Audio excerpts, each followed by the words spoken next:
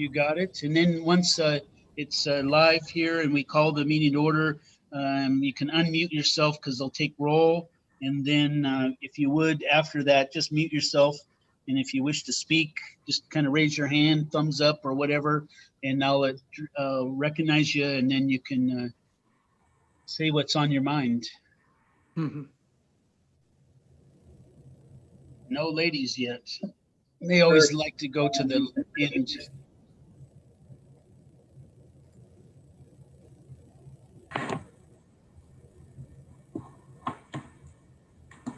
Couple more minutes yet. Yeah, if for some reason they don't show up, you still do have your quorum Yep, tonight. yep. So we're all good.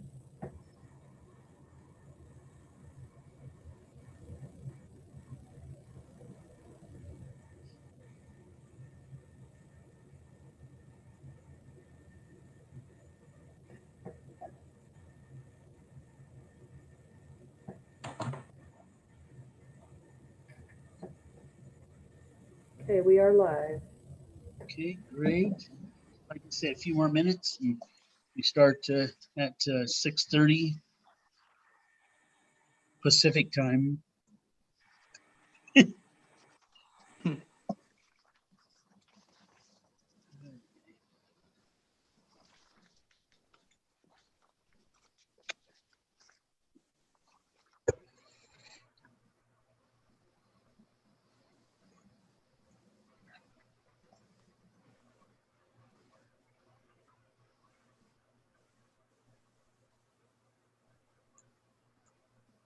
And I neglected to put it on the agenda, Mr. Chair, but perhaps during introductions you could invite Mr. Combs to explain his background and such as a new member.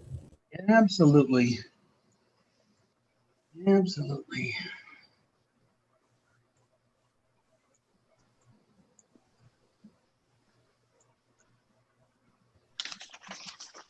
So, is Philip? Are you not a Wazoo graduate? Are you? I ended up going to the local team, UW. Yes. There's a lot of us that bleed purple around here. Yeah.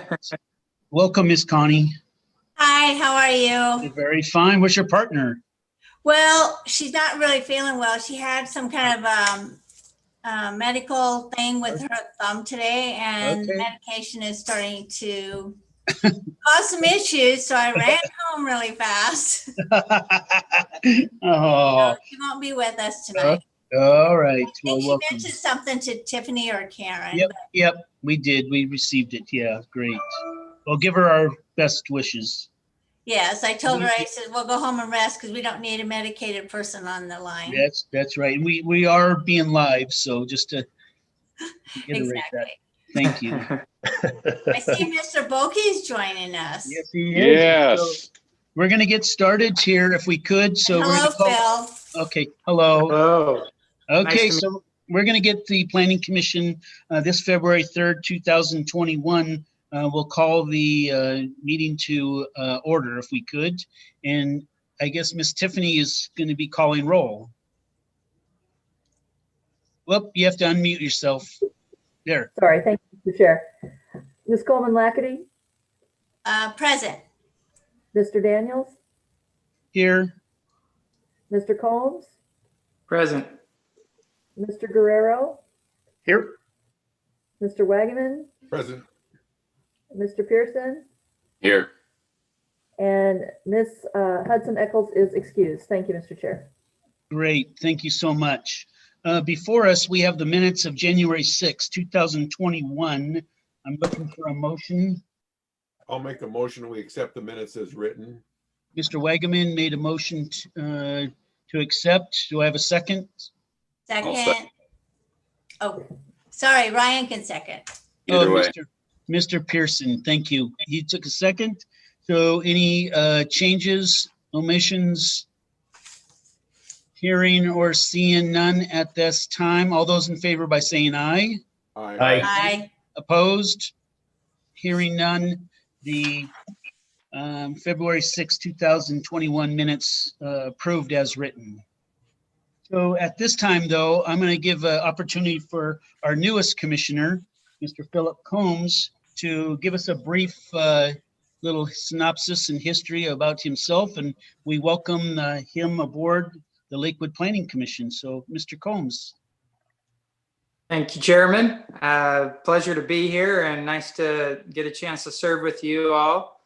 My background is in real estate development, property management, and business consulting. So we do all kinds of work, from tenants to new construction to renovations, and mostly on commercial properties. And I have a history of working all across the West Coast, but for the last 7 years, I've been focused on just the Puget Sound and working here with partners up in Seattle. Oh, great. Well, we welcome you and look forward to having a nice relationship on the Planning Commission. Thank Great. you. So now number 4 is our agenda updates by staff. Do you have any updates or changes by staff? Whoop. Muted. I usually get that ahead of time. Sorry. Staff does not have any changes to the agenda, Mr. Chair. All right, Mr. Guerrero, do you request a agenda change? Yes, if I could request an agenda change to have the item number 8 happen before item number 7. Okay, great.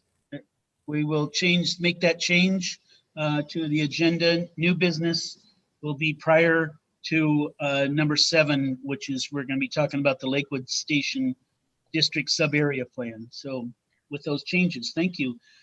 Tonight, we'll open up public comment. Do we have anyone signed up, Ms. Spear? No, Mr. Chair, we do not have anyone signed up for public comment. Okay, and is there anyone on YouTube on the line that is wishing to speak and public comment tonight? We do not have any attendees from the public. Great. Okay, so at this time, then we'll close the public comment at this time. And number 6, there is no public hearing tonight.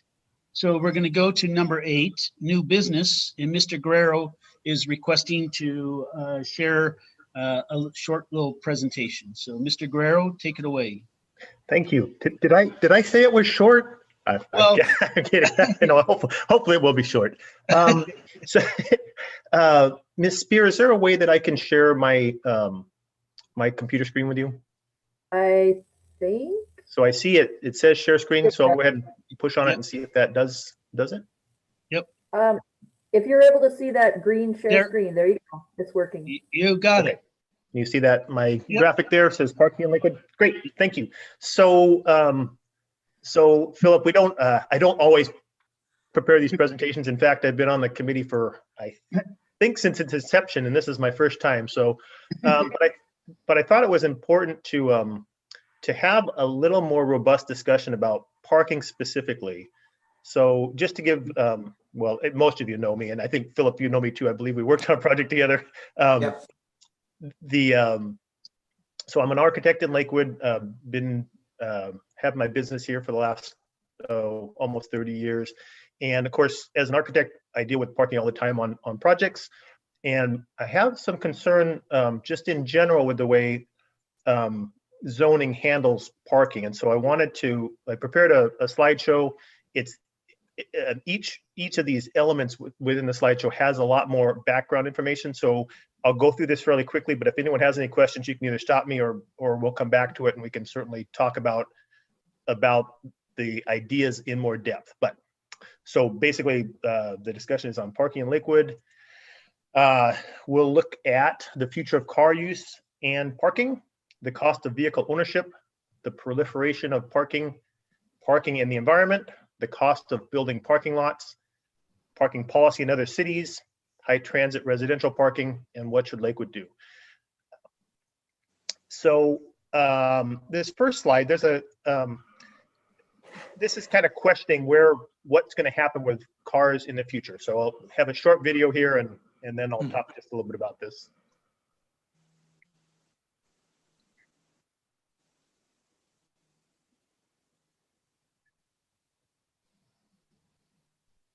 There's no audio for it.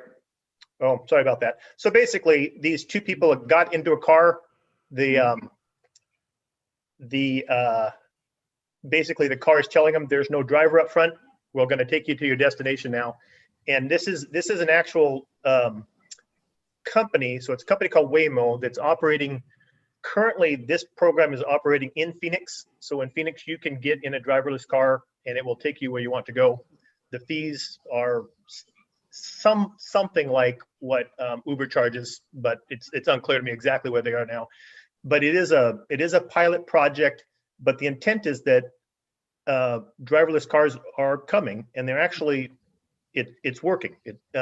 So the graphic here, this is off a Waymo site. It's currently being tested in 6 cities, but I believe Arizona is the only place that it's actually functioning as a transport service without anyone behind the wheel. But it's being tested up in Kirkland. So I put that on there just to show you it's not so far away. The graphic on the right here talks about really what happens with our cars right now. So right now, 94% of the crashes in the US are caused by human error. And we have, in 2016, there were 37,000 deaths, road deaths in America. And the thought is that with driverless technology, it will be significantly safer. And so I think there's good reason for us to ultimately hope that kind of technology takes off.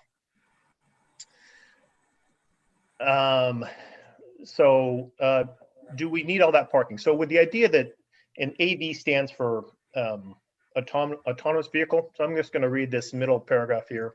The vision goes like this: in the not too distant future, fleets of AVs will roam city streets, picking people up and dropping them off wherever they need to go. Eventually, there will be less and less need for private car parking. Instead, people will just order an AV in the same way they order Uber or Lyft taxis today. For the most optimistic predictions, this could herald a future where parking lots are turned into sports fields and multi-stories converted into housing. So this graphic is provided by AAA, and working towards less vehicle ownership promotes equity. So AAA, so the graphic on the right, I think, relates to a new car. It says car ownership costs about $9,100 a year. AAA lists car ownership at $706 per month or $8,470 annually. And just as a relative number, the poverty level right now is for a family of 4, $26,200, and Lakewood has 19% below the poverty line. And why this graphic I think is important is to say, if 19% of our population in Lakewood makes $26,000 a year, can they really afford a private car? And I think those numbers would say no. And so we should be kind of paying attention to that as we're developing policy that's going to affect all of our citizens. So how much parking do we really need? So this is just an aerial photo of town center. It's just off of Google, so I don't know what day it was taken or what time of day, although there's some clues, I think, with the way I see the parking laid out here. So for example, to give you an orientation, this is City Hall.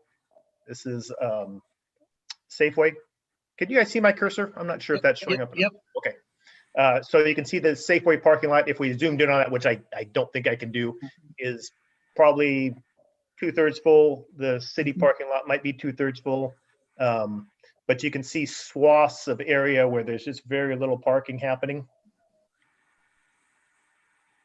So this is a blow up with Panera and Target. And I want you guys to kind of think about, just as you drive around Lakewood, we're all familiar with these kind of parking lots. In my recollection, this area and this area, I've rarely seen any cars in. It's just it's a really large parking lot with no cars. This is the theater, Barnes and Noble. This parking lot I find particularly egregious. It's several hundred stalls that are just truly never used. Besides the car driver school, because it's great to take your cars back here. There's plenty of room to drive around without any impediments. But but really it's just a huge amount of wasted space. This is Big Lots, Hobby Lobby, Post Office. So you can see there's cars right up along this band. I would posit, I don't know that I've ever seen this band ever full. And I actually did the TI for this project. So we're all familiar with it. Certainly Chick-fil-A will fill up their parking lot, but really this swath of asphalt is just kind of barren land. So currently there are estimated to be as many as 2 billion parking spots in the USA. That's 2 billion with a B. There's estimated to be 250 million cars in the USA. And I'm assuming that's 250 million operable cars. And there's 257 million American adults. So what that says is, on average, we have 1 car per person, but we have 8 up, and it's an estimate, but we have up to 8 parking stalls for every car that we have in America. And that just, on the surface of it, sounds like a really inequitable amount of car parking spaces that we've provided. So the graphic on the right is urban heat island profile. And so what the urban heat island, and this is from the EPA 2003, urban heat island is an effect that in denser areas of population, we have a lot more heat. So this is showing you if you have a rural area with a temperature of 85 degrees, that same area in a city can be as high as 92. That same area in a suburb can be as high as 88 degrees. And the primary, I shouldn't say the primary, but a significant contributor is asphalt. So basically, in effect, darker surfaces collect more sun's heat and just physically heat up our environment. So you can see by the graph that we're creating a lot more heat in areas where we're just populated. And because asphalt is a significant contributor to that, we should be paying attention to where we're requiring asphalt, if you will. Okay, so parking is expensive. I took a case study because it's near and dear to my heart. This is my own building, 7520 Bridgeport. My building area is 3,230 square feet. My parking lot size is 6,650 square feet. So you can see that my parking lot is virtually double the square footage of my property that's used for building. And really my property is maxed out. I can't do any more with it. And there's some reasons for that, but it's fully developed, if you will. 13 parking stalls. That's right around the number that are required for my building size. My tax assessed value is $11 a square foot on land. So if I take the land value times the square footage, just the value of the property that my parking is sitting on is $73,000. My parking lot cost about $60,000 to build. And granted, I did do a pervious paver lot, so it was more expensive. But just taking these raw numbers, I basically spent about $10,000 per stall to build my parking lot. In the last 18 years, the parking lot has never been observed to be used more than 9 of the available 13 stalls.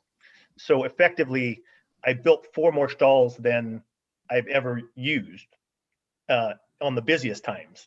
And then just as another way to look at cost, structured parking, so parking lot garages cost approximately $24,000 per car in the building structure, not counting the land value. So parking is just very expensive to put in. So what are other cities doing about parking?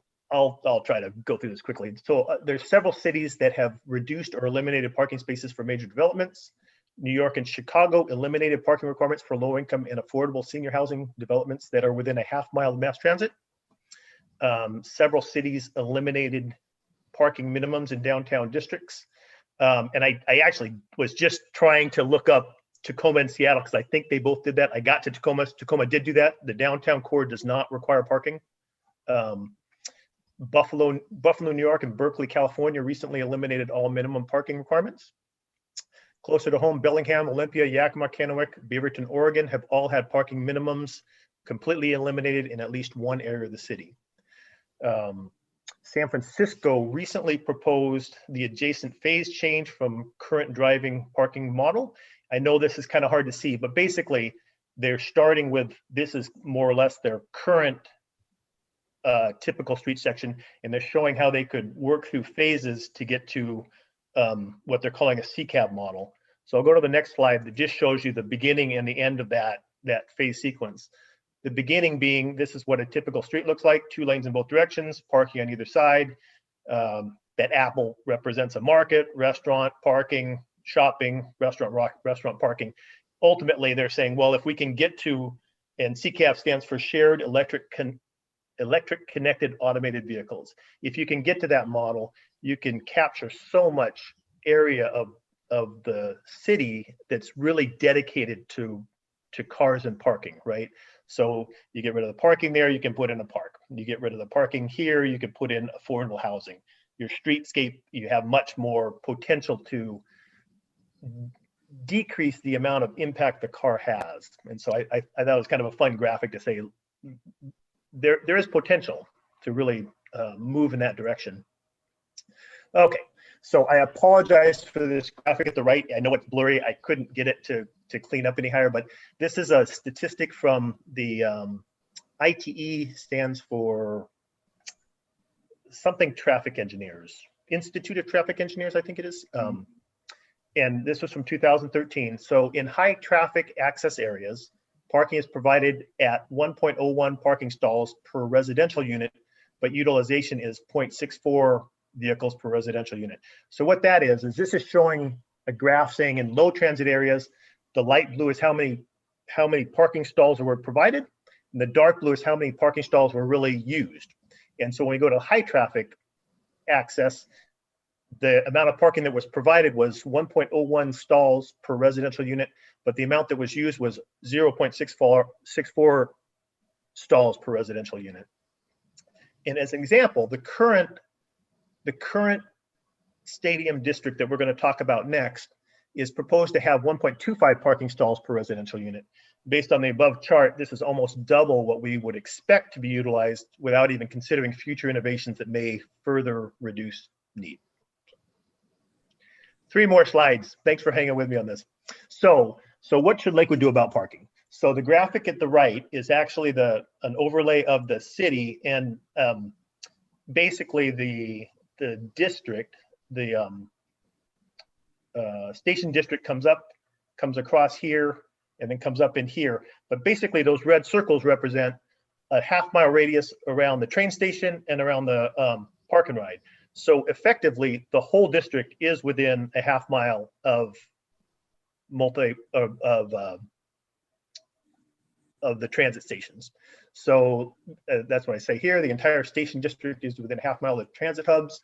Lakewood should be promoting the station hubs for low and middle income households due to the proximity to transit options. Private cars are an unnecessary burden on low-income residents in the station district, with the idea that you saw from the previous slides, it's so expensive to own a car. And if we have the ability to promote people getting in the zones where they can really get benefit from the district, we should be promoting not having the cars. Building parking is very expensive, increasing development costs and decreasing effective density potential. Excess parking is a waste of natural resources, contributes to the heat island effect, and disrupts natural systems. And new car technology may render current parking needs obsolete.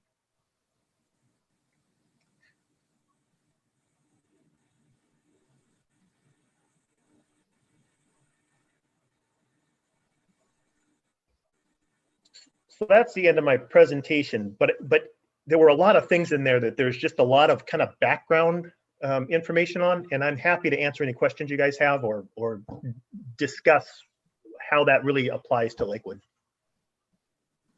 Okay, let's see. I can't see everyone. If you have a question, unmute yourself and just go ahead, Mr. Wagaman. You can unmute yourself. I think you have your hand up. Yeah, go ahead. Unmute yourself, Mr. Wagaman. Yeah. Okay, go ahead. Thank you very much. That was very helpful, and I think it's good background for discussion. One question I had right off the bat, you talk about the temperature issue because of the blacktop. Could we also consider painting our parking lots with white or reflective something? Would that be something that would be helpful? Well, certainly lighter colors are better. But I think that painting may not be the solution. Certainly if we went to a pure concrete, for example, that's a better surface to not heat up as much. So. Okay. And I guess the other question I would have is, you know, I mean, for those of us that use our vehicles, and you know, there isn't a bus stop very close to my house. I mean, it's almost a mile away. So therefore, I end up using my car. When I get somewhere, it's nice to have a place to park. So, you know, so there, I see a transition period of time when we go through this, because when you get somewhere and there's no place to park, it's pretty darn frustrating.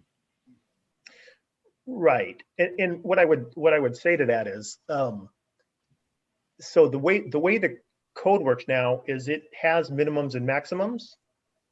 And so if you were, if you're a developer developing, say, a commercial property, you're going to be taking into account how much parking you think is appropriate for your space. Now, our maximums hopefully hold them from getting out of line, but a minimum might be a minimum may not even be appropriate depending on what the use is. So, for example, if I have a developer that really truly wants to develop low-income housing in that residential area to the north of the station district, I would argue that he or she shouldn't be required to provide any parking, because his tenants probably will have a difficult time affording a car. And so if you take the money he would have dedicated to the car spot and put that into the building, you're providing the tenants a much better fit for what they do. If they are able to get to mass transit and that's how they get around, and they don't have a car and they get a better building because of it, shouldn't we allow that to happen? I'm not saying that it will, but shouldn't we allow it? If we require the parking, we've required he use so much space and put so much money into the property before he even gets to the building. And so my argument is not to say get rid of parking, but more to say, let's allow there to be less parking, if that makes sense. So if you look at when I described the other cities, there were several cities that said, okay, you don't have to, we'll have no more minimums. And actually Tacoma did that in their downtown core. They took the minimums off of every use type within a pretty large radius of their downtown. And I was seeing that and I think Seattle did it, although I can't document that, but that article that I referenced listed city after city that was reducing or eliminating the minimums. So I think that's a great idea. So what you do is you're forcing the people that are building those spaces, and they're going to use it for whatever, retail or restaurants or whatever. You're going to force them to make the decision of what they need to make their business successful from a parking perspective. Exactly. And my own project would have been a good example of that. If I knew now what I knew then and wasn't required to put in parking, I would have put in 9 stalls and I would have had a little bit bigger building. And so more of my money would have gone into my building and it would have actually balanced for my own business. But I didn't have that option. And Paul, to be clear, I think this discussion applies to every district, but specifically because we're going to talk about the stadium or the transit station district right after this. To me, it really applies to the transit station. That's kind of on the table tonight. So. Well, I totally agree with you. I mean, you and I have had discussion with other people about the low income and what do we do, and certainly in my political endeavors, talking about affordable housing is a big issue. And, and how do we do that? And so all of a sudden you're saying, hey, wait a minute, there could be some revenue here, and our rules that we put in place may be impacting us in the wrong way. So I really appreciate what you've shared, James. Thank you. Thank you. Great. Any other questions for Mr. Guerrero to address? I don't see. Yes. Oh, I'll go ahead with Commissioner Combs. Go ahead. Hey, I would just add, and I know you're looking for questions, and I don't think that I can reiterate enough how important this issue is that James is bringing up, or Commissioner Guerrero, because the development process is you run the economics of every deal, and if you can't make a pencil, you don't do it.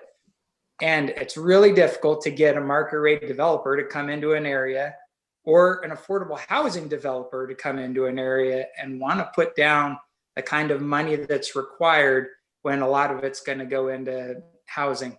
And having worked in downtown Seattle and Tacoma quite a bit and built buildings in both of those areas, the need for parking really should be decided by the building. And yeah, sometimes you can underbuild and not have enough parking, but I would say it's pretty rare. And if you are in a node like this, where you have a lot of activity, and one thing that was noted was how close this was to transit hubs. If you build the building right, the uses can complement one another. When you've got a mixed use building and you have a transit right nearby, you actually will always have some use of the parking, but it won't be the same user. You'll have a turnover of stalls. I know I've done that and managed that in many buildings, and we'll have an apartment and an office, or we'll have a retail and an office, or retail and apartment. And this is really where you get that synergy, and it helps. The savings really gets passed on to the end user. So when Commissioner Wegeman was talking about the cost factor and the low income factor that we're dealing with, this is a good way to start really addressing the issue. And 1.25 is way high.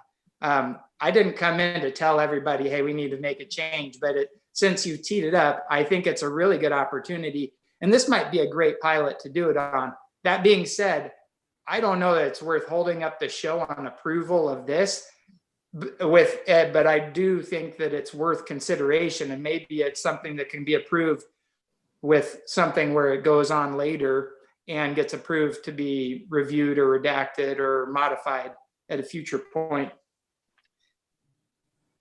Good. Thank you, Mr. Commissioner Combs. And Commissioner Pearson, go right ahead. So in the parking section, section B in here, it talks about parking reduction or increases, and it sounds like they can be reduced or eliminated or increased above the maximums with a traffic study. And so I do think that that's allowing for some freedom. If you're going to come in for a development, do a TIA and figure out, what the traffic is going to be like and address your parking from there. If you want something different than what's shown in the tables.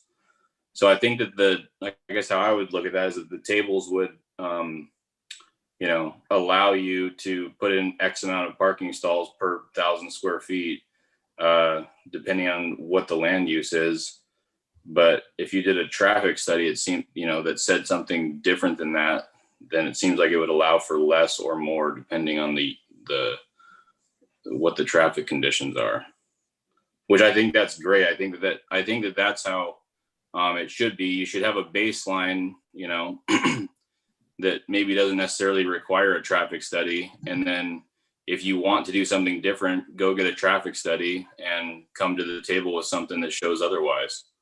So that way you don't force everyone to go get traffic studies, but they can if they want to take advantage of it. Great. Any other questions for Mr. Guerrero at this time?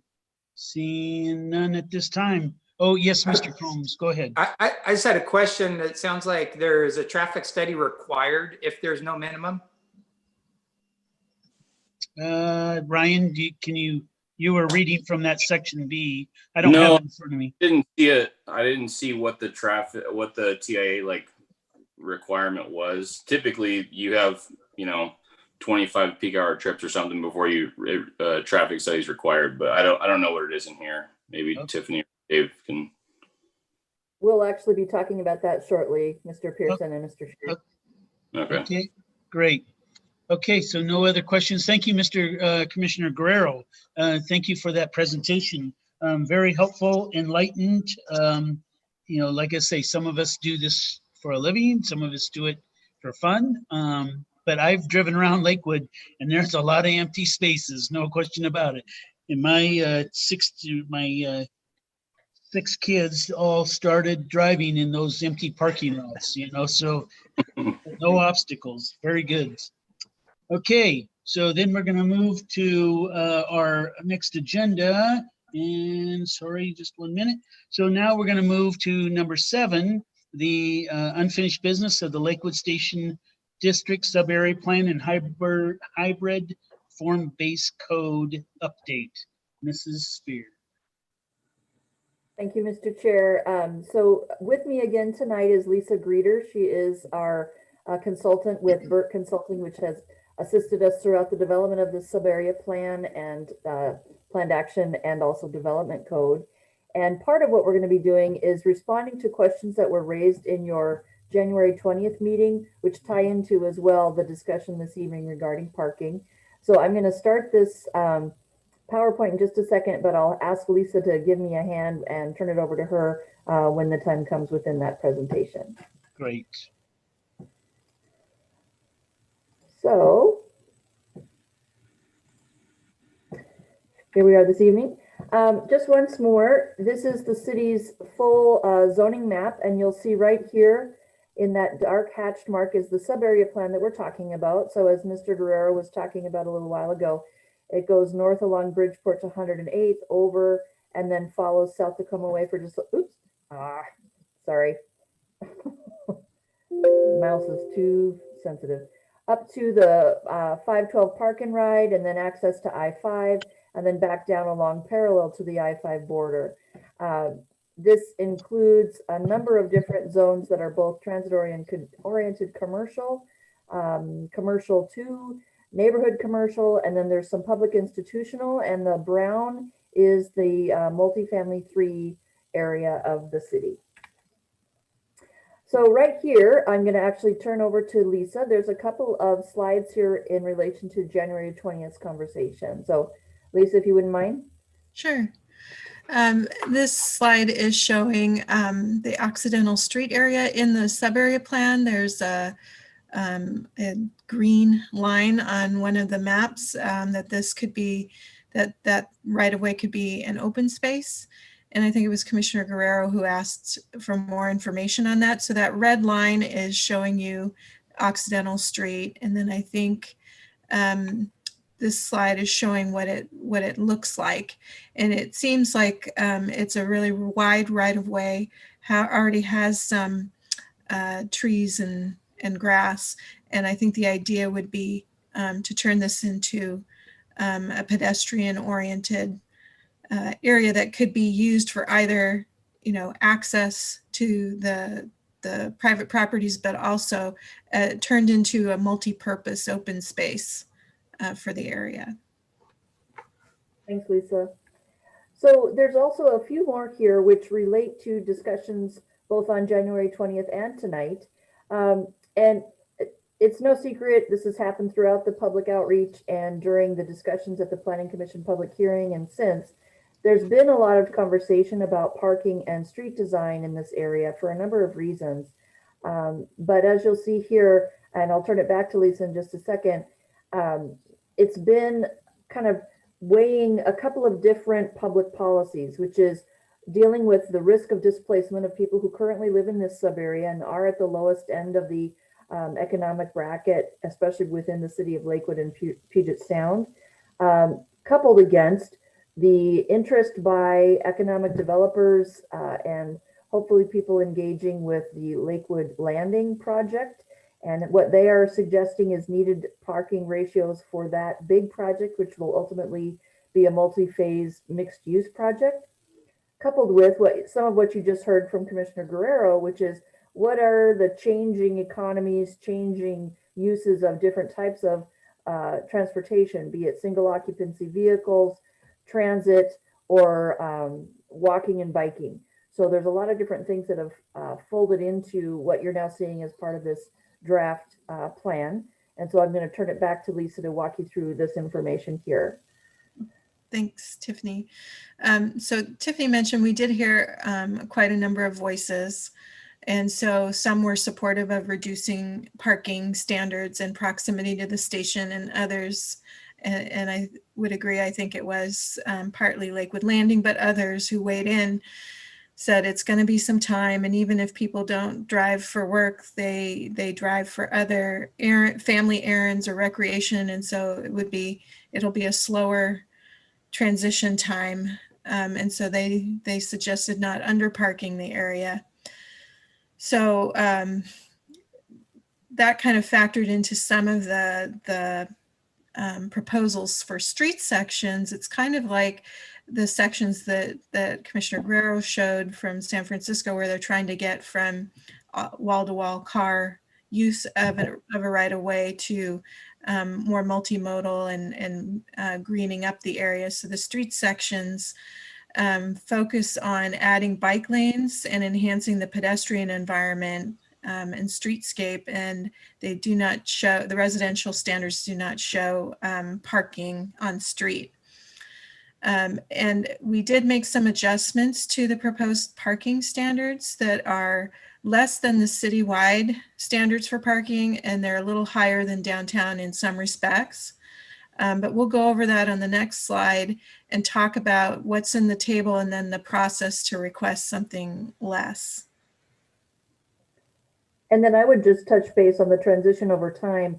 The intent behind some of what you see with the street design is that recognizing what Mr. Guerrero was saying, which is right now there's so many people that you have so many cars, and over time that may go down. And so where there's even the 60-foot right of way, let alone the 80-foot right of way within the sub area, the plan is to eventually be using less of that for travelways for vehicles and having more multimodal options, as well as greening up the area, as certainly less parking is needed and also just less vehicle transportation. So moving on to the table. So what this table is showing, in the left-hand column, it's showing the land use type. Then it has the citywide standards, the LSDS, the Lakewood Station District sub-areas in the middle there, and then the downtown on the right. And so I think we'll focus on residential, but I do want to point out that for retail, office, and small retail, we are matching the lower standards of the downtown. So instead of between 3 stalls per 1,000 to 6 stalls per 1,000 for retail, for example, we're doing the 2 to 3 instead. Oh, sorry. Focusing on the residential, which is I think where we were hearing more discussion earlier, there in the standards right now we're showing single family is the same for as citywide. Accessory dwelling units, though, if you are within a quarter mile of the station, there is no additional spot required. If you're beyond that mark, then you would provide that 1 stall like citywide. Senior citizens is the same as citywide, 1 per 3 dwelling units. And multifamily, we did discount from the citywide. Instead of 1.5, it's at 1.25. And I put an asterisk there because there's a process where you can request something less than that in Part B of that code for parking. So we've summarized it in that darker bar on the left at the bottom there. So if you are within a quarter mile of the station, then you can apply for an exception to the minimum requirements, and you can reduce it down to either 1 parking space per bedroom or less than 1 space, 0.75 per dwelling unit. And the next slide shows a little bit more about who can apply for that. So that would be affordable housing, housing for seniors, or market rate. If you're within a quarter mile and you provide a parking study that shows that you don't need the full amount that was even discounted from the citywide standard, you can go down to those lower levels. I would ask Tiffany or Dave to remark on what the parking study requires, but what I have seen in the past is typically a memo prepared by someone familiar with local or professional studies that show why their use. Seniors, I think it's easy to understand. And even for low income, there's typically lower car ownership. So usually there's documentation about the number of likely car owners, drafted up in a memo that shows the rationale and the research that goes with it. For market rate, it would probably be, what measures, how close are they to the station and what measures are they taking to promote use of the transit station. So sometimes like downtown Renton, I think some developers give transit passes, for example, to residents. So they might just say, we have these incentives with our development on an ongoing basis. So that's what I've seen, and you guys can share more, Tiffany and Dave, if there's other information that you get from folks.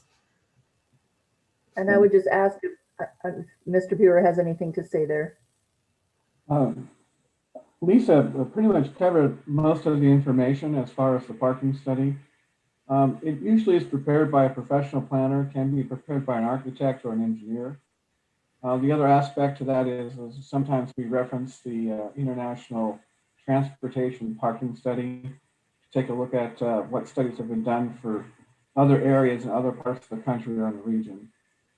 Generally, we haven't received that many requests in the past. We have received requests for senior housing. Those have been approved with substantial reductions in parking, and we've not seen any problem with those to date. And that's been around for over 20 years. Great. Commissioner Wagaman, you had a question? I do. What about American Disability Act? You have to have handicapped parking spaces. If we start messing with this, will it impact that in any way, or should we? I just know one time I got pretty frustrated in our mall area in Lakewood, because I was over at the theater waiting to pick somebody up, and there weren't a whole lot of parking closest, but there were 12 handicap spaces just wide open. I did not get out of my car. I was just sitting there waiting for children to come out of the theater.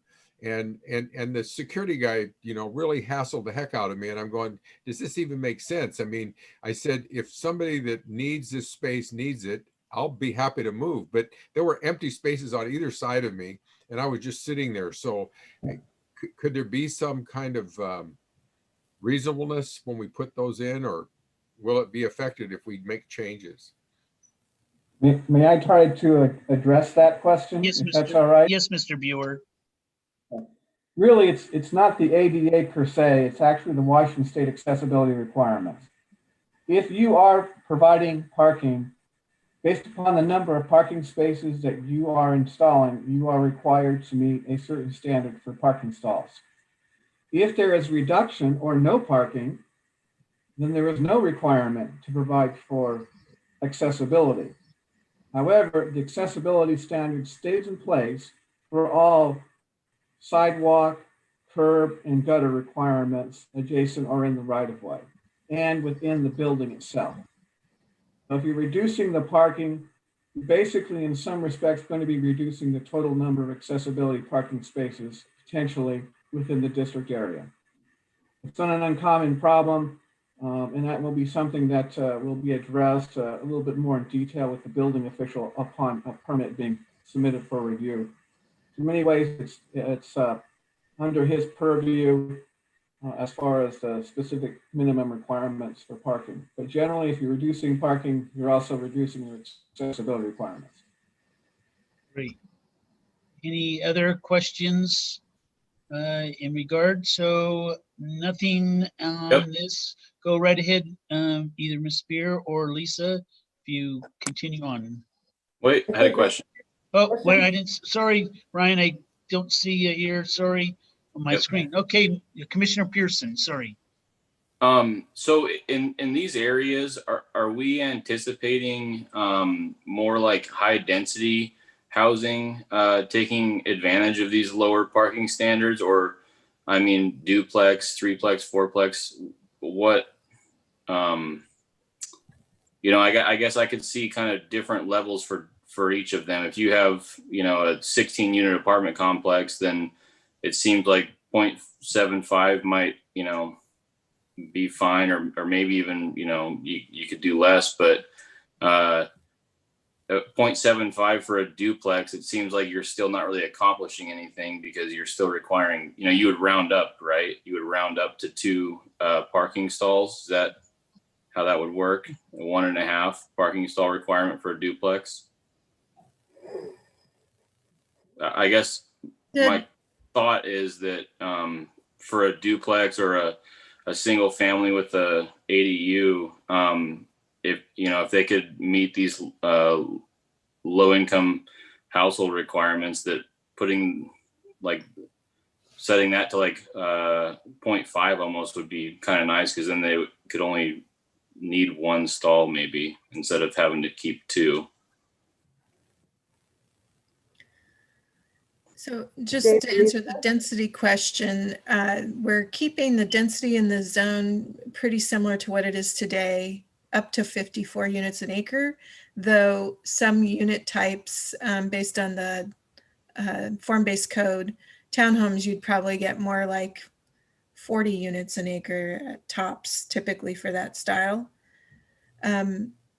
I would defer to Dave on the rounding. That's typically the way it's done. I was trying to take a quick look at the code. Unless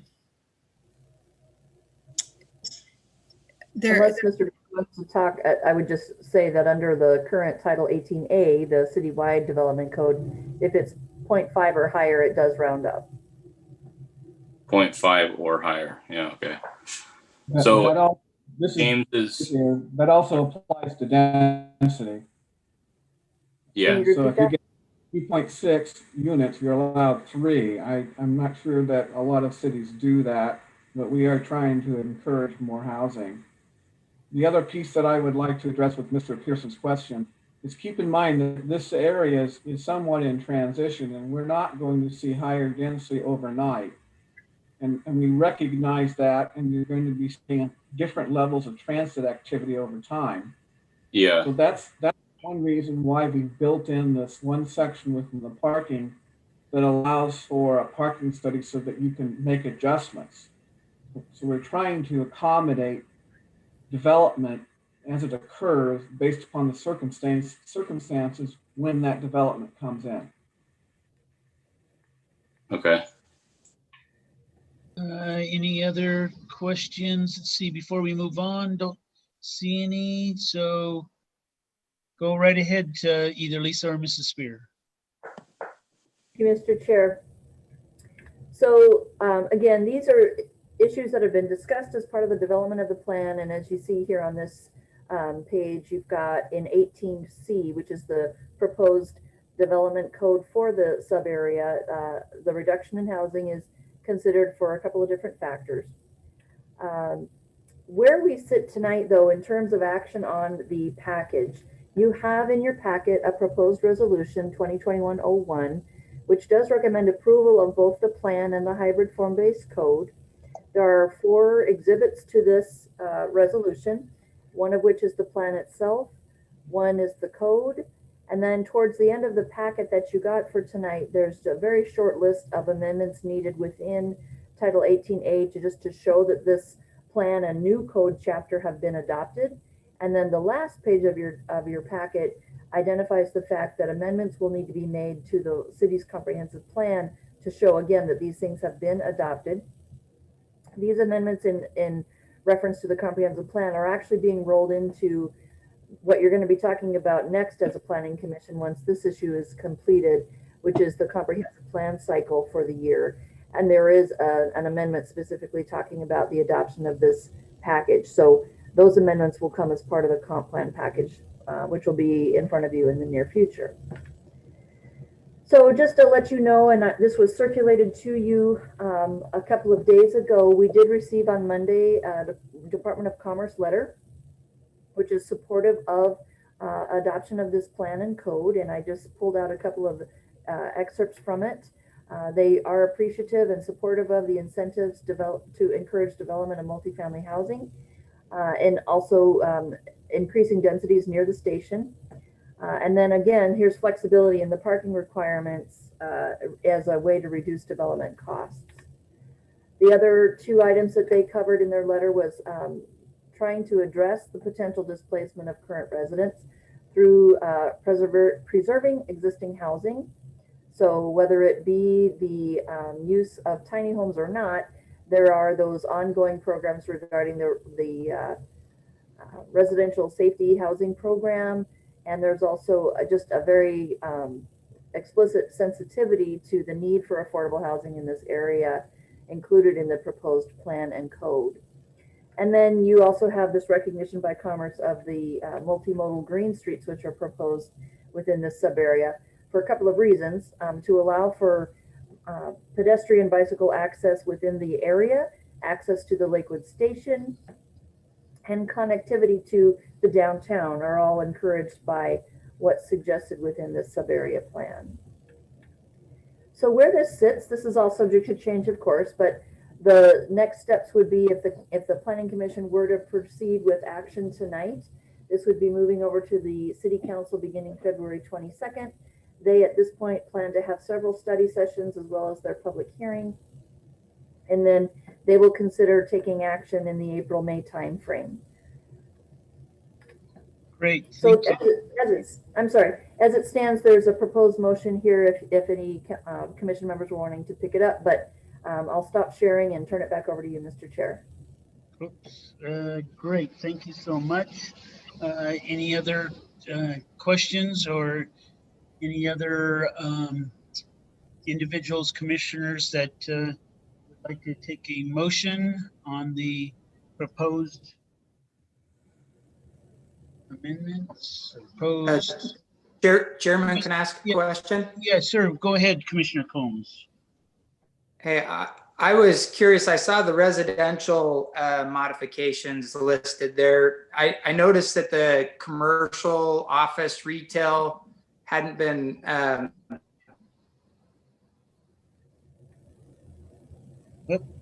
Yep. Uh-oh. It was just adjusted to what the city. As I look at it, it seems to me like there's another opportunity there. If we're looking to make a change or reduce and make a minimum adjustment, I would look at doing that again and think about all the pictures that you guys saw by Commissioner Guerrero. Almost all of them were in front of retail and commercial areas. And that's because that's where they're over parked. There's a lot of parking lot built and a lot of wasted space. And if we're looking to create this area into a commercial core or a little higher density, the more minimums we can put out there, the more flexibility we have. And I don't say that to throw a wrench in it. I actually think you kind of approve what you have, but put some modifications in there or look at doing some expansions to maybe even less than the 0.75. We've seen it effective in other areas where you want to see densification. And so if you're trying to create that transit area, that's one way to do it. And I do like his recommendation. And to those who are concerned about the affordability of housing, I will tell you, requiring to add parking is not helpful. The best way to do it is get more housing, supply and demand. And so we've seen that in every city. The more there is a supply, the more they've been able to stay off the raising of the cost. So if we can reduce the parking limitations over time, whether that's now or later in the city, I think that's an admirable approach and something we shouldn't be afraid of. I think it's good to have a max, but maybe having a lower minimum or none in certain areas makes a lot of sense to me. Great. Dan, will you address that? Oh, yes, Mr. Buer. Mr. Guerrero had his hand raised. I'll let him go first. Okay, Commissioner Guerrero, go right ahead. Thank you. So where my presentation was leading was, and I know it feels like it's really radical thinking to say I think we're going to see some real changes in the way people operate vehicles. It may not be immediately, but in the next 5 to 10 years, I think we will see that transition happening. And some people just won't need the parking that we have today. And some people will be using other methods to get to where they need to get to. And so I like the idea of building in true flexibility and really almost saying to the developers, prove to yourself that you need this parking before putting it in. Don't make us tell you you have to do this amount. Because on the residential end, I believe you can do really no parking housing and attract people to it that are the people that need that, right? I mean, my graphic about the cost of a car, I didn't make that up. I just pulled it off the web. But if 19% of our people in Lakewood really probably can't afford a car, why should they have a parking spot? That doesn't make sense to me. That you know, and so if we can let the developer put the money into the building, they get something better. And so from the residential standpoint, I really think it's important not to impose the minimums. But on the commercial side, looking at, say, what San Francisco wants to do, or what New York, what Buffalo and Berkeley are doing, or those other cities that are taking this progressive attitude to say, and I get progressive isn't the right word, that are taking a real attitude to say, let's see if we can get away from this car thing. And so, and don't get me wrong, I've got cars, that's how I get around, but recognizing that that's not how everyone gets around and should get around. And I think there's a real economic reason to not burden the developers with this right off the bat. And so what I would suggest is we actually take the minimums off of the residential for sure, but I would recommend taking the minimums off of all of them and just say, what does that look like? And if you're a developer and you're used to developing retail, then they will look more carefully about what they need, and they'll put in what they need. They're not going to build a retail that doesn't work for them, right? I mean, so I'd rather we not impose that on them. I'd rather let them do that themselves, and then they really justify how much parking they put in. Great comments. Okay, so any other comments? Okay. This is Steve Bueller. Go ahead, Mr. Bueller. Several things. First of all, the current code does provide for flexibility through the proposal of a parking study. Secondly, I would also point out that just like the approval of the downtown sub-area plan, every 2 years we have to go through and review it and provide a report to the city council. And at that time, you have the opportunity to make or suggest changes. So this is not a one and done project. You're going to see this in many iterations in future years. The next time this would be up for review would be in the next biennial budget process, which is about 18 months away. So that's some information I'd like to provide. And also, having tried to commute in Berkeley, I will tell you, it is absolute total hell. It is extremely difficult to find any kind of parking. And in addition, there continue to be parking wars amongst neighborhood groups because of the lack of parking in the area. So it does come with another side of things. It's not a one thing fits all. So I would ask that the commission be careful in its approach and be reasonable in how you adopt rules and regulations. We are not done with this subject. We have spent an incredible amount of time on parking, and I can see that in the future we will continue to do so. Great, Mr. Bueller. Commissioner Pearson.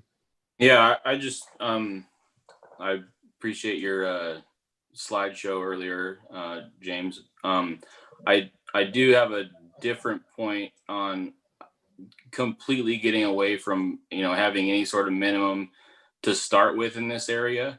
I think when this is up again to look at in 2 years, maybe taking a look at it then, but reducing, maybe further reducing the minimums prior to then, but certainly not, you don't want a bunch of stuff to get built and then it's like, oh, well, that doesn't really work at all, and they just didn't require any parking, and then it's kind of a mess. So at least taking a look at it and saying, okay, well, this did work, or or maybe that we can sharpen the pencil some more and get rid of some more on the next, in the next kind of 2-year study. So yeah, I would be, I guess, open to reducing that.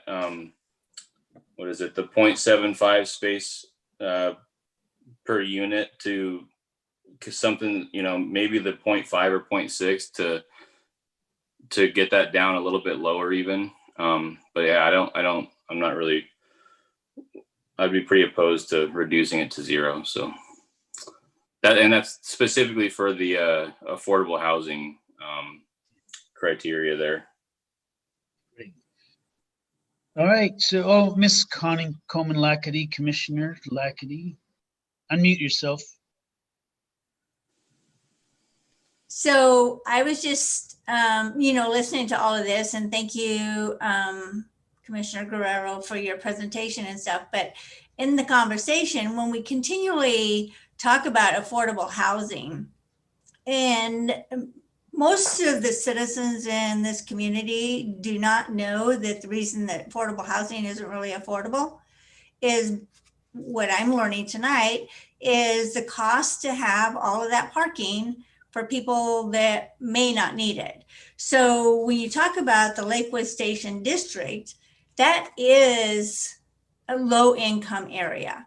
So when we start talking about parking and things like that, maybe it shouldn't be a carte blanche everybody. So look at the area that you're talking about. I mean, downtown, maybe they need more parking, so you don't want to put a minimum on it. But if you're talking about Lakewood Station District, where they're all right next to mass transit and things like that, and they're not going to have a car, why do we put the same restrictions on every area based just because, instead of doing it like this is one area, let's make it this way, or make it so that they can determine what fits for that district. Yep. Thank you for your comments. And I will address a couple things as well. Yes, I concur with Mr. Buer that this before us draft resolution is a little bit flexible. We are, a commission that makes a recommendation to the council.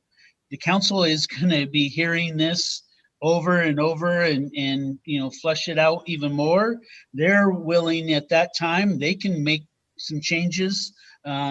So myself as well, I think Mr. Guerrero thinking ahead, I appreciate that. I probably wouldn't be in favor of eliminating everything.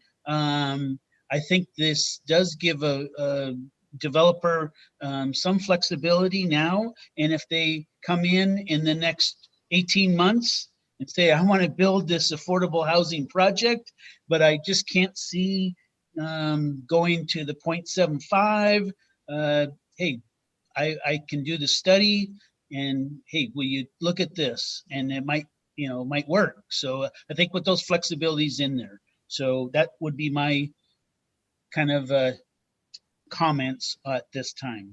So yes, Mr. Wagaman, Commissioner. Well, first off, I agree with Connie when she said on the affordable housing. And after this presentation that James did and our discussion, that housing reducing the parking requirements gives us some extra resources to do that. I also believe, how did we get to all these big parking spaces in the city of Lakewood at this point in time? Somehow we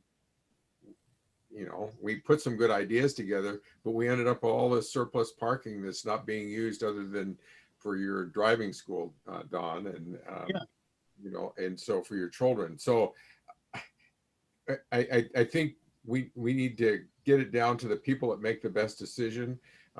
Sitting on the school board, I always talk about local control. I don't need people in DC. I don't need people in Olympia telling us how to educate our children. And I think when we get down to some of these spaces, the less restrictive we can be, and force the people that are developing to make good decisions for what they need. And you know, I know my brother-in-law's in the grocery store business, and the models they have, they know where they can put a grocery store and whether it pencils or not. They know it. And so let's put the bogey back on them and step back. So, you know, whether this is the right time, I hear, you know, Mr. Buer, you know, his thoughts, and, you know, there'll be other things, but I think we need to, whether we put it in our motion to send forward, or if we can just send, maybe just Mr. Boki hear from us that, hey, we're concerned about the parking, we're concerned about affordable housing, and we've talked about some things that could make that work. And, you know, maybe we can just make Paul take care of that to the council for us and make him the bad guy if it doesn't happen. Yeah, absolutely. So we do have before us, if there's any other comments or questions, but we do have before us this draft resolution. And Ms. Spear, what, is it on a certain page? I cannot find Yeah, that. What's that? I can't find Sorry, it either. the resolution itself begins on page 4 4. of your, Okay, let me get back here. Sorry, 4. oh, that's, No, you're not seeing it on page 4? I see on page 4, the Spear Liquid Update Plan Hybrid Form Base. It doesn't say a draft resolution on it. I apologize. I think it's referring to the motion language you provided earlier to the commission. I'm Yeah, sorry, the- Mr. Buer, you broke up. I'm sorry. Okay, so here, there it is. Okay, so I see it now. That's good. Whoops. Let me get back. Yes, Mr. Buer, you had a question? If you're satisfied with what's on the screen, I'll be quiet. I'm trying to find my view options. Okay, so I I lost my. think what Mr. Daniels was referring to, Tiffany, was you placed on the screen a one pager which showed this is the motion or the text of the motion to move this forward. Yes. Got it. Okay. All right, 1 second. 1 second. Apologies. Okay, I got too many things open now. Yeah. The way it always goes with these things, right?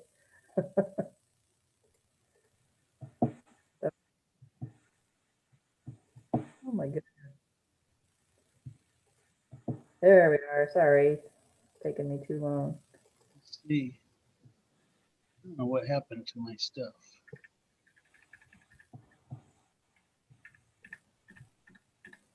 There we go. Yes?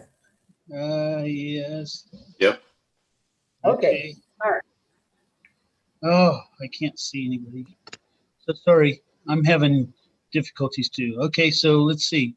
So we do have a draft resolution, and I'm for some reason not seeing anybody now. Okay, so if you have any, anyone want to make a motion, any commissioners want to make a motion, speak up. I can't see you right now. View options. So, I'll start it off. I'll make a motion that we, the motion that's on the screen at this point in time, recommend adoption of the Lakewood Stations District Sub-Area Plan and Hybrid Form-Based Code as included in proposed resolution 2020-01. And if we get a second, then we can make amendments to this. yeah, good. So Mr. Commissioner Wagman made a motion to accept the draft resolution as written. Does anyone want to make a second motion? Mr. Commissioner Pearson. You go ahead. Yeah, I'll second Commissioner Wagman's motion. Okay, great. Thank you so much. So we have a first and a second. Now any discussion or changes to those? Yes, Mr. Guerrero. Thank you. I'd like to request an amendment to the motion to reduce the parking requirement for senior citizens apartments and multifamily housing to have no minimum parking requirement. So what page are you on when you say that? In our packet, it's page 121 that lists the parking requirements. No, I mean in the oh, okay. So that's part of the resolution? That's what I mean. He's making an amendment to the current resolution that this entails, to change from the seniors in multifamily to no restriction or no minimum. Is that correct, Mr. Guerrero? That's correct. Any other discussion on that? So we do have a amendment. Do we get a second on the amendment? Yes, I'm looking for a second then. I'll make a second. Mr. Wagaman made a second. Okay, now any other questions regarding that? Yes, amendment? Mr. Daniels, for clarity's sake, the way I read this would be on page 121 of 125, section 18C-600-1, off-street parking requirements. Under vehicular parking requirement residential, senior citizen apartments, we are striking 1 per 3 dwelling units and replacing it with no minimum. Okay. Is that correct, Mr. Carrero? That is correct. Then moving down to the second line, multifamily housing, striking 1.25 spaces per dwelling unit and replacing it with no minimum parking requirement. That is correct.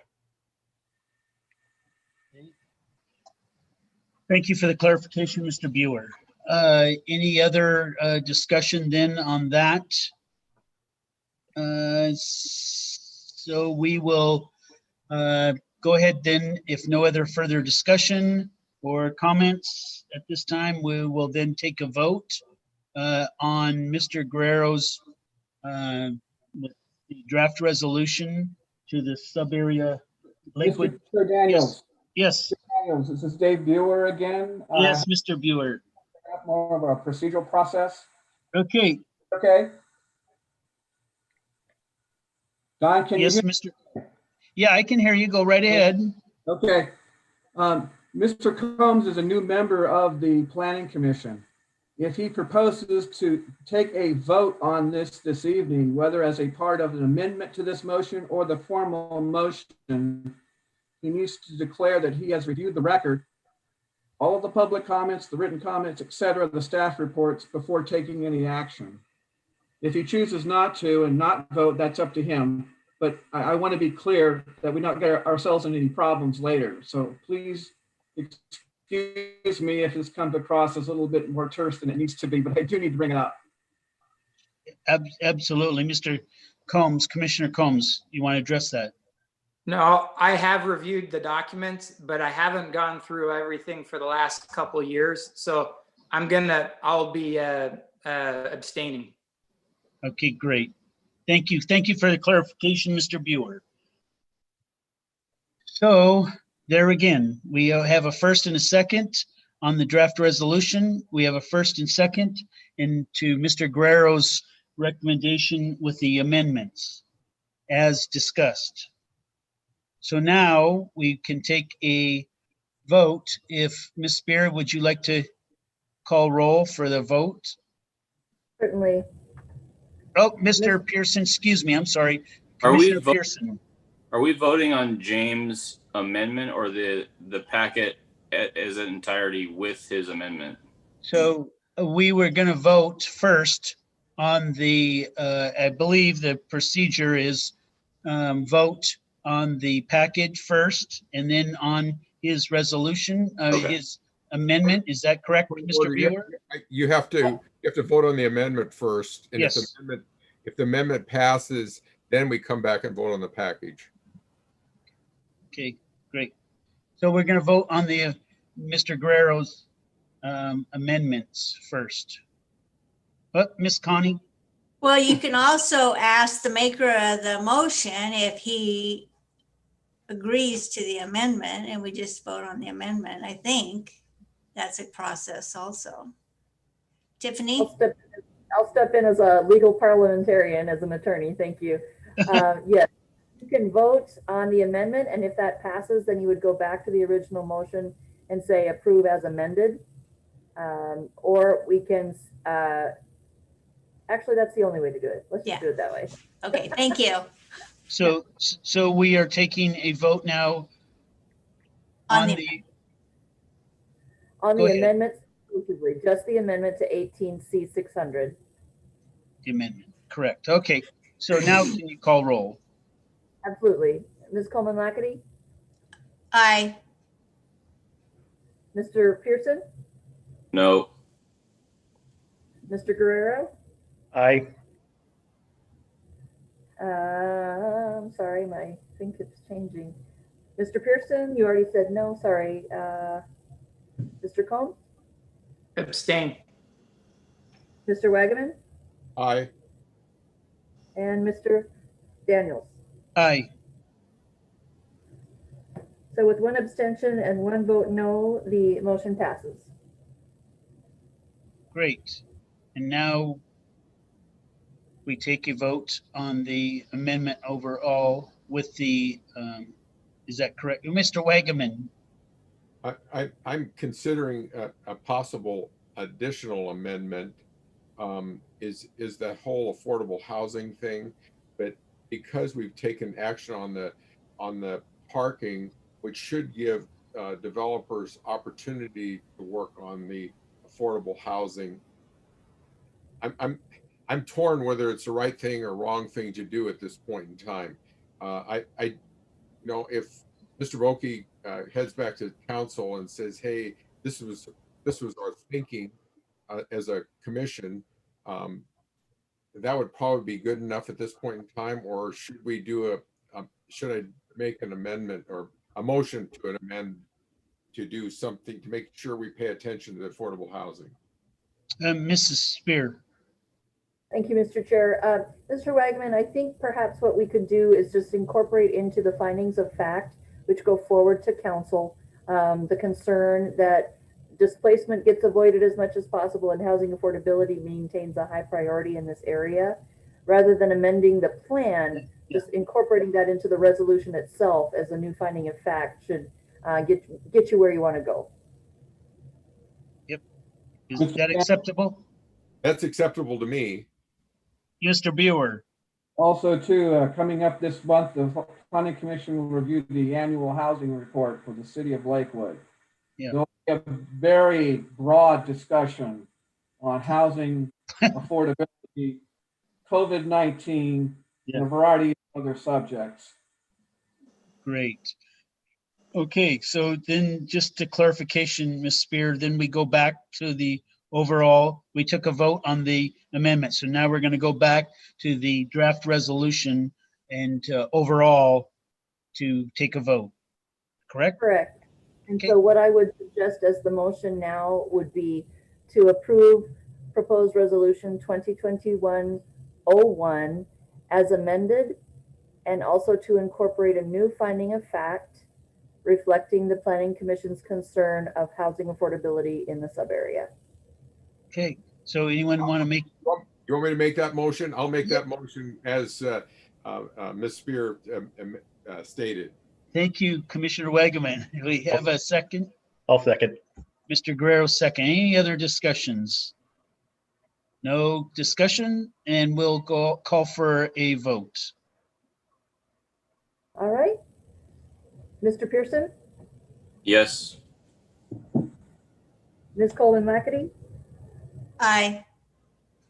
Mr. Wagaman, Aye. Mr. Combs. Abstain. Thank you. I do this every time. Okay, sorry, Mr. Daniels. Aye. Thank you. You have 1, 2, I wanna vote. Mr. Guerrero. Aye. I knew I was missing someone. I apologize. So with 5 ayes and 1 abstention, the plan and the code and this resolution do pass. Thank you so much. I appreciate it. And thank you, Lisa, for all your team and your work. We do appreciate all that insight and the helpfulness that you guys have provided to us. We really do appreciate it. You're welcome. Thank you. Yes, absolutely. Thank you. Okay, great. Now we just move on our further agenda. We just move to reports from staff or commission. So we'll start with staff first. If you have any other information. Nope, just very briefly, now that you've taken action on this, on February 17th will be your next meeting. And that agenda will include an introduction to the 2021 Comprehensive Plan Amendment package. There will be other conversations getting into March and beyond. And then, as Mr. Buer just mentioned, there will be the presentation to you of Lakewood's annual housing report. So other than that, again, welcome Mr. Combs. And effective March 1st, Ms. Hudson Exels has resigned. So there will be a vacancy beginning March 1, which the City Council will deal with in the usual procedure. That's it. Great. Any other reports from fellow commissioners? Yes, Mr. Guerrero. Not a report, but I want to let Mr. Boki know that if you want me to present the parking information I presented to this committee, I'd be happy to present that to City Council. Yeah, I have that in my notes, James, and I'll bring that up in council member comments on Monday. Great. Mr. Boki, do you have any other further comments or reports to commissioners? Well, I mean, thank you very much for really doing the heavy lifting on the station plan. This is something that we've been anticipating for a long, long time, or we've been discussing in one shape or form or another for a long, long time. And it is an important portion of the city and part of our redevelopment. And your concerns are valid about affordability of housing. And I mean, that's something to think about when you talk about redevelopment. There's always that opportunity or that danger that housing prices will change. But these things take a long time. I mean, we're finding that with the downtown plan that we think is still a very good and valid plan. It's just taking a long, long time to put together. So, and you know, that gives us a chance then to talk about what public investment we need to make into those areas. There's been significant public investment in the station district, especially when it comes to Sound Transit. There's some other items that are going to occur there, but we really will need to have a discussion going forward after approval, and I'm assuming approval of the plan at the council level of what we need to do to really, you know, what's as a catalyst to get things going in that area. You know, I'll just leave the other items out. I just thank you very much. We've got a few things going on at the council. We've got a position to fill. I think we're at 15 applications as of today. One person dropped out. Another person, I believe, dropped out today. We might be down to 14, but we're wondering if there's some confusion. And then, you know, we just spent a lot of time kind of with your theme of the evening on housing and whatnot, talking about CDBG funding and CARES Act funding coming through the CDBG to deal with, you know, rental housing issues and those kind of things. So I'll just leave it at that. Thank you very much. Great. Thank you so much, Mr. Boki. Any other comments from fellow commissioners? Yes, Commissioner Pearson. So I do work for Pierce County. At a meeting the other day, so one of the new things, I guess the governor signed something that said that we have to, as a state, you have to meet the 2021 building code. And so the building department was talking about that, actually adding $30,000 of construction costs to a 2,500 square foot single family home. And so it's, you know, it's just so funny that we talk about affordable housing and then things like that happen. That is just like, I mean, it's just unbelievable. So Thank you for sharing. Makes us all feel good, right? Yep. Oh gosh, thank you so much. So Daniels, this is Dave. Yes, Mr. Buer. Ryan's completely correct. The new energy conservation requirements that are being required through the state building code are going to substantially increase construction costs for residential housing and commercial development across the board. There are all kinds of issues with these codes. The dates for adoption were changed and modified 3 times. It has actually created a lot of problems for a lot of building departments throughout the state. This has not been a well thought out process to implement. And just to give you an idea, people are rushing like mad to get their permits into the department. We took in $100,000 in permit fees in one day. Oh, Yeah. geez. That gives you an idea. At Pierce County, we have like 900 single-family residence applications that all have paid their fees now, but they're just waiting to build in summertime. Oh. Yeah. Mr. Wagaman, you had a comment? Okay, so when the governor does something like this, or the state does something like this, is there a mechanism for us to push back in any way? Probably not the planning commission, it's probably more a city council issue. I guess we as citizens can do something, as you know, as I remind people when they complain to the school district, your votes have consequences. So the people that sit on elected positions make decisions, and if you don't like those, the way you fix it is with the voting box. That's one way. But in the meantime, what is there a way to push back? I don't know, Mr. Buer. It's pretty difficult to do in this case because the state building code council were the ones who approved this, which got its approval through the state legislature. The other thing that I would add to this whole conversation is that the governor chose climate change over affordable housing. Yeah, go figure. Yep. All right. Many other last comments before we adjourn? So hearing or seeing none at this time, we'll adjourn the Planning Commission meeting tonight. Thank you.